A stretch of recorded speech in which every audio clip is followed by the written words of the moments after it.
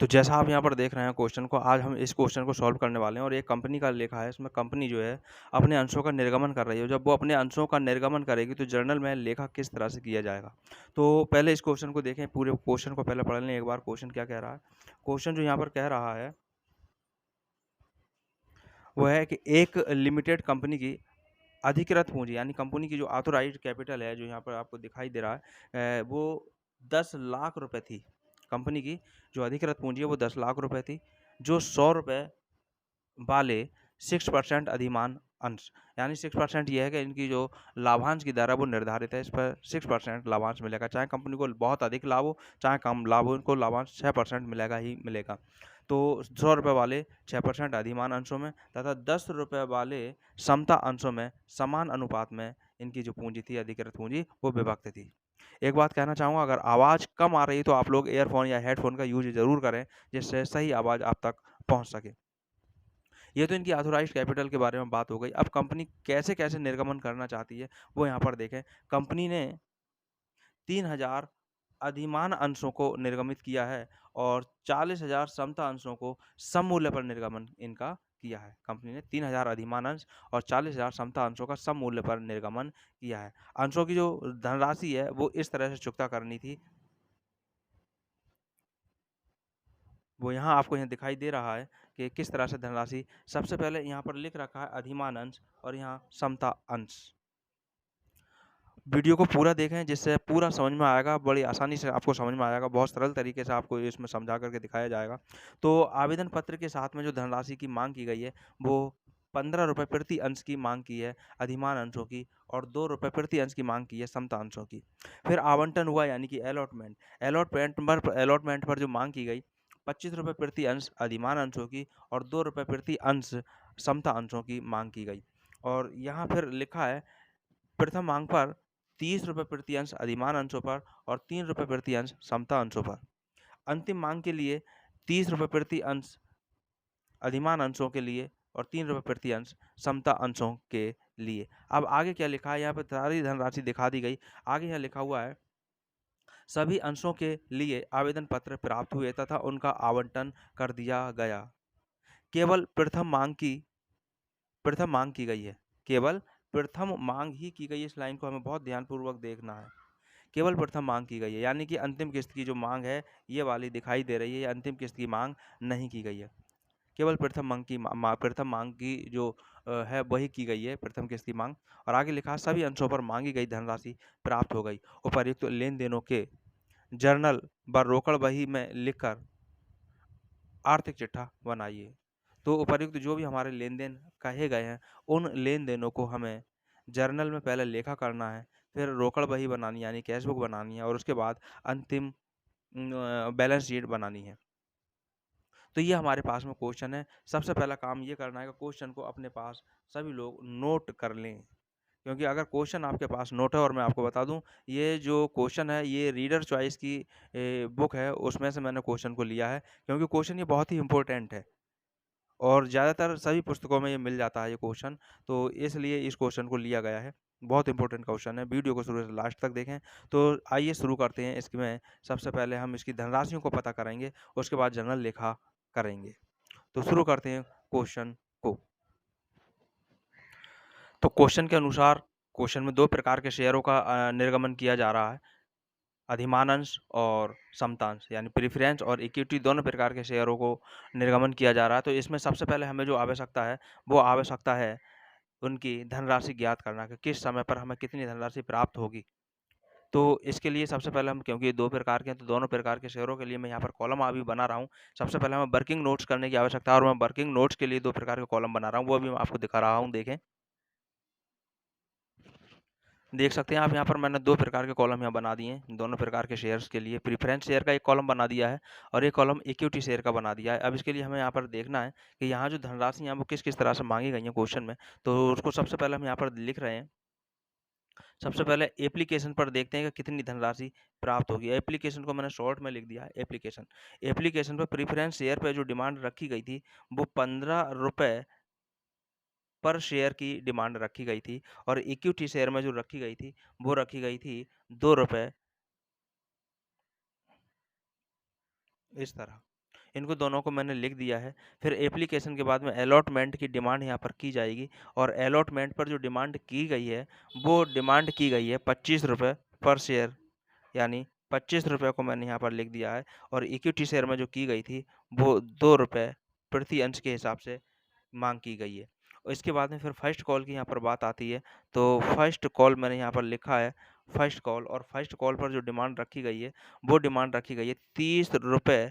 Preference share में 30 रुपये की डिमांड रखी गई है और इक्विटी शेयर में जो रखी गई है, वो 3 रुपये के हिसाब से रखी गई है। और फाइनल कॉल की भी मैं यहाँ लिख दे रहा हूँ, फाइनल कॉल।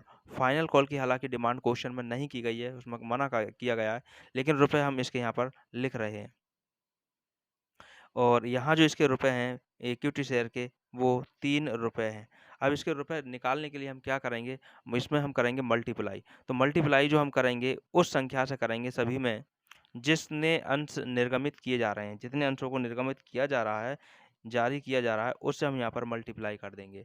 तो यहाँ जो प्रेफरेंस शेयर हैं, इसके बारे में कहा गया था क्वेश्चन में कि 3000 शेयर हैं जिसका निर्गमन किया जा रहा है। तो हर जगह 3000 शेयरों की संख्या से हम यहाँ पर गुणा कर रहे हैं। ये यहाँ पर जो है वो 40,000 इक्विटी शेयरों का निर्गमन किया जा रहा है, तो हर जगह 40,000 से हम मल्टीप्लाई यहाँ पर कर देंगे 40,000। हर जगह हमने 40,000 रुपये को यहाँ पर लिख दिया है। अब इसका हम मल्टीप्लाई जो कर देंगे, इक्वल टू करके लिख देंगे यहाँ पर जितना भी जिसका आएगा। ये काम अगर हम समझ में आ जाता है तो क्वेश्चन आगे हमें जर्नल एंट्री करने में आसानी हो जाएगी। इनको मल्टीप्लाई करेंगे, देखें तो आराम से अब ये हो सकते हैं। तो इस तरह से इनकी सब गुणा कर ली गई है और अब यहाँ पर हमें पता लग रहा है कि एप्लीकेशन पर प्रेफरेंस शेयर के 45,000 रुपये प्राप्त होंगे और इक्विटी शेयर के 80,000 प्राप्त होंगे। अलॉटमेंट पर 75,000 रुपये प्राप्त होंगे प्रेफरेंस शेयर के और इक्विटी शेयर के 80,000 प्राप्त होंगे।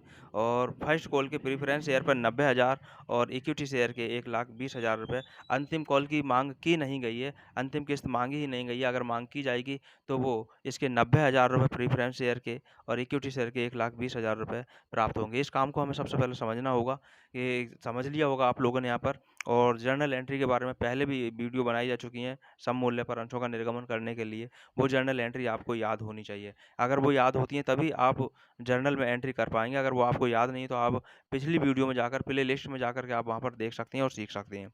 तो अब शुरुआत करते हैं जर्नल में लेखा करने की। तो जर्नल में लेखा करने के लिए सबसे पहले हमें फॉर्मेट की आवश्यकता होगी, तो हम बनाएंगे फॉर्मेट। तो आप देख सकते हैं फॉर्मेट तो आप सबको मालूम है ही, और वो फॉर्मेट मैंने यहाँ पर बना रखा है। ऊपर लिख रखा है journal entry of A company, एक कंपनी का ही जर्नल लिखा है। और यहाँ आगे हम लाइन को और बढ़ा सकते हैं, फॉर इशूड शेयर्स, यानी अंशों के निर्गमन के लिए ये लेखा है। तो फॉर्मेट हमारे पास तैयार है। अब हम लेखा जो करेंगे, जो आपने पूरा अभी पीछे देख रखा है, उसी के हिसाब से सबसे पहले हम एप्लीकेशन का लेखा करेंगे। पिछले जो आपने वीडियो देखी उसमें एक ही प्रकार के शेयर का निर्गमन था, और लेकिन यहाँ जो निर्गमन है 2 प्रकार के शेयर का है। तो यहाँ पर जो सबसे पहला लेखा हम करेंगे, क्योंकि यहाँ डेट नहीं दे रखी तो हम डेट नहीं डाल रहे हैं। पहला लेखा हमारे पास में होगा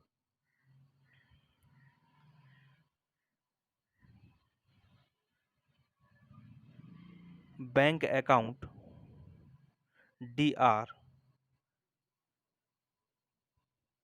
टू। अब हमें यहाँ पर शेयर का नाम भी देना होगा, और जो अधिमान अंश हैं वो 6% के हैं, इसलिए हमें 6% भी यहाँ पर लिखना होगा। 6%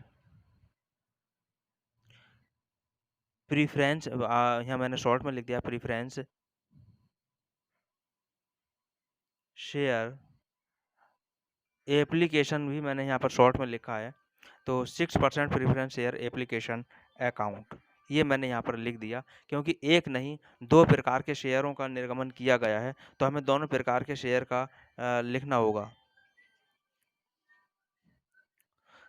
तो दूसरा जो प्रकार का हमारे पास शेयर है वो इक्विटी शेयर है, और हम यहाँ पर लिखेंगे इक्विटी शेयर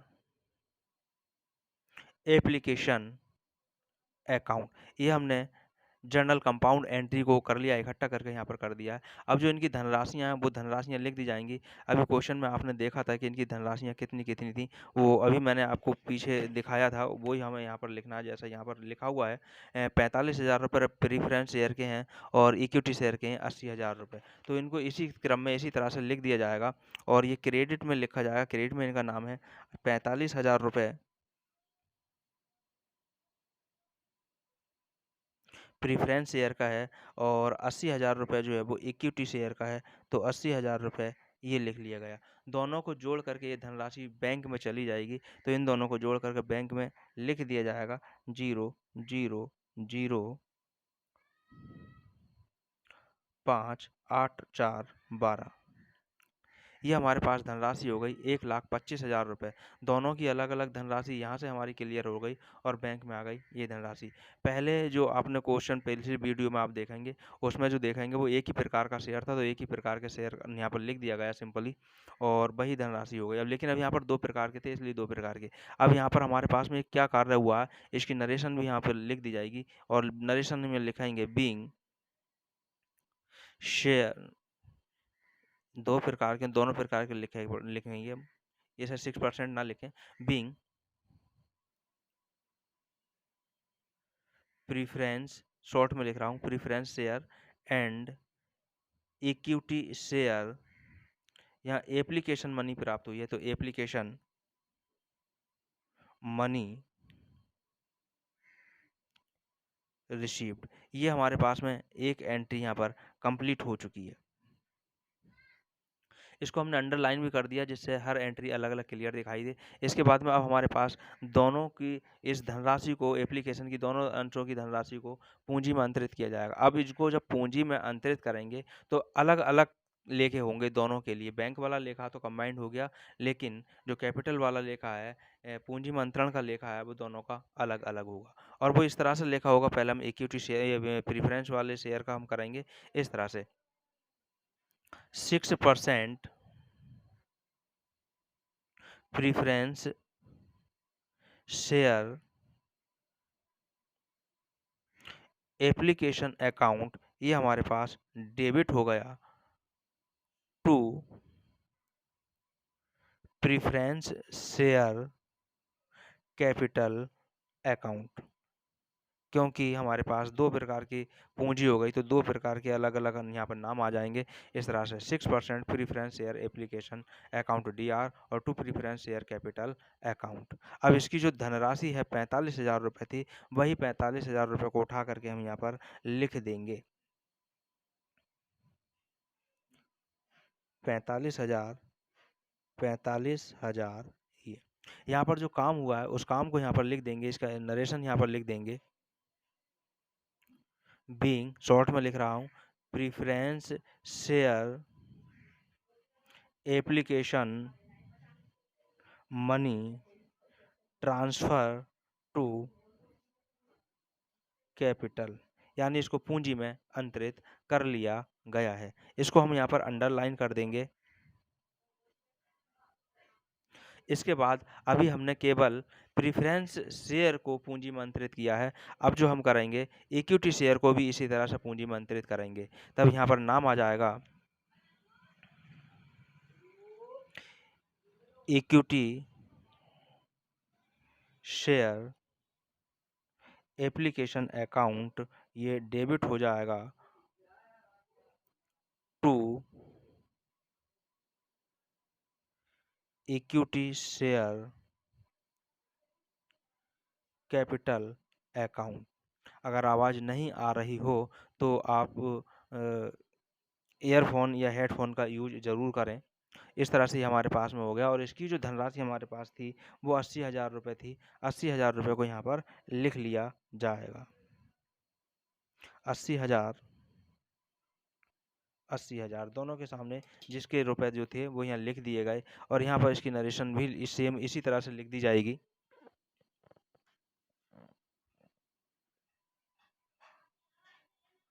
बीइंग, शॉर्ट में लिख रहा हूँ, equity share application money transfer to capital, ये, और इसको हम यहाँ पर अंडरलाइन कर देते हैं। तो इस तरह से ये लेखे होते हैं। अभी आपने पिछले क्वेश्चन में जो देखा था, पिछली वीडियो में आपने जो देखा, उसमें एक शेयर के लिए, क्योंकि एक ही प्रकार का शेयर था, तो एक प्रकार के शेयर के लिए एप्लीकेशन के लिए 2 ही लेखे हुआ करते थे। लेकिन अब यहाँ पर 2 शेयर हैं, तो यहाँ पर 3 लेखे हो गए हैं। यानी बैंक वाला लेखा है, ये कंबाइंड हो जाएगा, और कैपिटल वाला जो लेखा है, अंतरण वाला लेखा है, ये दोनों के लिए अलग-अलग किया गया है। अगर इतना ये समझ में आता है, तो इसके बाद आगे हम बात करते हैं अलॉटमेंट की। अगर ये चीज़ हमारी क्लियर हो गई, तो अलॉटमेंट भी क्लियर हो जाएगा। अगर यहाँ पर डेट नहीं दे रखी, हम इसकी नंबरिंग कर सकते हैं। ये हमारे पास में फर्स्ट नंबर का हो गया, और इसका सेकंड ये लेखा हो गया, और ये हमारे पास हो गया थर्ड लेखा। क्योंकि इसके बाद अब अलॉटमेंट का नंबर आएगा, और अलॉटमेंट आपने देख लिया है, पीछे आपको दिखा दिया गया था कि 75,000 रुपये प्रेफरेंस शेयर पर था, और इक्विटी शेयर का था 80,000 रुपये। तो पहले मांग की जाएगी, वहाँ हम क्या करते थे, हम ये करते थे, पहले वाले लेखे को दूसरे नंबर पर और दूसरे वाले को पहले नंबर पर करते थे। वही काम यहाँ पर भी हमें करना है, लेकिन यहाँ 3 प्रकार के 3 लेखे हो गए हैं। तो यहाँ पर पहले हम प्रेफ़रेंस वाले को पहले नंबर पर लेंगे। अगर नंबरिंग हम देख रहे हैं, तो नंबरिंग हम पहले नंबर पर करेंगे, और आवंटन की धनराशि की माँग करेंगे। आवंटन की जब धनराशि की माँग करते हैं, तो यही वाला लेखा हमारे पास में आएगा सेम, और एप्लीकेशन की जगह पर अलॉटमेंट हम यहाँ पर लिख देंगे। तो यहाँ पर हम लेखा कर रहे हैं, देखें 6% प्रेफ़रेंस शेयर, एप्लीकेशन की जगह देखो अलॉटमेंट हम यहाँ लिख रहे हैं, और अलॉटमेंट मैंने शॉर्ट में यहाँ लिख दिया अलॉटमेंट अकाउंट, ये हमारा डेबिट हो जाएगा to preference share capital account. ये हमारे पास इसका लेखा हुआ, और इसकी जो धनराशि मैंने अभी आपको बताई, प्रेफरेंस शेयर की आवंटन की धनराशि 75,000 रुपये है, जो आपने पीछे अभी देखा है, वो 75,000 रुपये यहाँ पर लिख दिया जाएगा। 75,000 रुपये दोनों तरफ ये लिख दिया गया। अब यहाँ पर जो काम हुआ है, जब ये धनराशि की मांग कर दी गई है, तो अंशधारियों पर ये धनराशि ड्यू हो जाती है। इसके लिए मैं शॉर्ट में नरेशन इसकी लिख रहा हूँ, being preference share allotment money due. Due के बाद में हम लाइन को आगे और भी बढ़ा सकते हैं। फिलहाल मैं लाइन को इतना ही छोड़ रहा हूँ, बस समझ में आना चाहिए। इसके बाद आगे हम क्या करेंगे, अभी हमारा एक लेखे की मांग हुई है, यानी आवंटन के प्रेफरेंस शेयर की आवंटन की मांग हुई है। अभी हम मांग जो करनी है, वो मांग करनी है इक्विटी शेयर की। तो इक्विटी शेयर की मांग के लिए भी हम यहाँ पर लेखा कराएंगे, और एंट्री हमारे पास होगी इक्विटी शेयर अलॉटमेंट अकाउंट, और ये अकाउंट हमारे पास डेबिट होगा। इसके बाद में हमारे पास में इसी को कैपिटल में हम ले लेंगे, to equity share capital account. ये हमने यहाँ पर लेखा कर लिया है, और इसकी जो धनराशि बताई थी, वो 80,000 बताई थी। आप पीछे देख सकते हैं बैक करके, तो ये 80,000 रुपये यहाँ पर लिख दिया जाएगा। यहाँ पर इक्विटी शेयर की धनराशि 80,000 रुपये ड्यू हो जाती है अंशधारियों पर, तो इसके लिए हम यहाँ पर लेखा करेंगे, being equity share allotment money due. ये लाइन हमारे पास कंप्लीट हो गई है, इसकी नरेशन भी। इसके बाद अब ये धनराशि जब मांग हुई है, तो ये धनराशि प्राप्त हो गई है। क्वेश्चन में लिखा है कि ये धनराशि यथा समय हमें प्राप्त हुई है। तो तीसरा लेखा अब हमें इसकी धनराशि का प्राप्त का होगा। जब धनराशि का लेखा प्राप्त का होगा, अगर हम अलग-अलग करें, तो अलग-अलग लेखा कर सकते हैं, लेकिन ये जब एक पक्ष इसका बैंक अकाउंट समान हो रहा है, तो कंपाउंड जर्नल एंट्री हम यहाँ पर कर सकते हैं, यानी मिश्रित लेखा यहाँ पर कर देंगे। जैसा कि इस तरह से यहाँ पर लेखा किया था, यही सेम लेखा है, यानी जो एप्लीकेशन है, इस एप्लीकेशन की जगह पर अलॉटमेंट लिख दिया जाएगा। इस तरह हम यहाँ पर लेखे को करेंगे, देखें।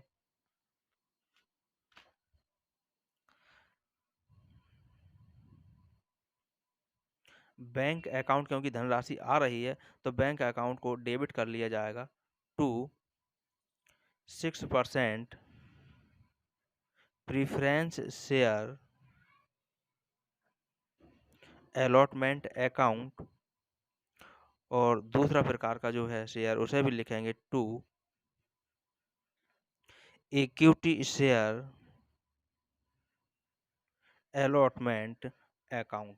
और जो इनकी धनराशियां हैं वो धनराशियां लिख दी जाएंगी। इसकी धनराशि जो थी प्रीफरेंस शेयर अलॉटमेंट की वो थी 75,000 रुपये, और अलॉटमेंट की इक्विटी शेयर की जो थी वो थी 80,000 रुपये।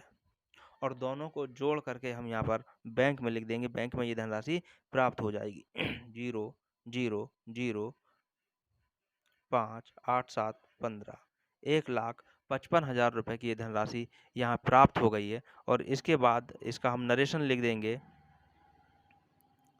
Being preference share and equity share allotment money received.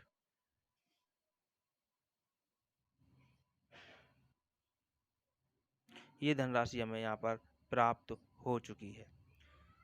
तो इस तरह से ये लेके हमारे पास एप्लीकेशन और अलॉटमेंट के लेके हमारे पास कंप्लीट हो गए हैं। इसके बाद फिर फर्स्ट कॉल की बात आती है। अब हम लेखा करने जा रहे हैं फर्स्ट कॉल।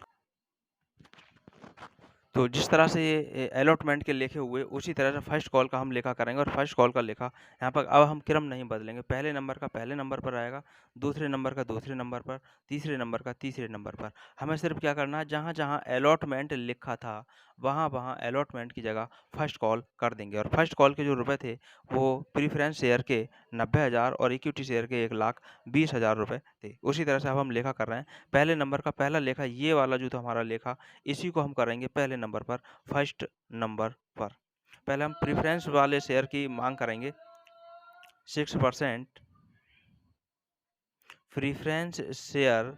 अब हम धनराशि की मांग कर रहे हैं फर्स्ट कॉल की, तो यहाँ पर फर्स्ट कॉल लिख देंगे, फर्स्ट कॉल अकाउंट, और ये हमारे पास डेबिट हो जाएगा। और टू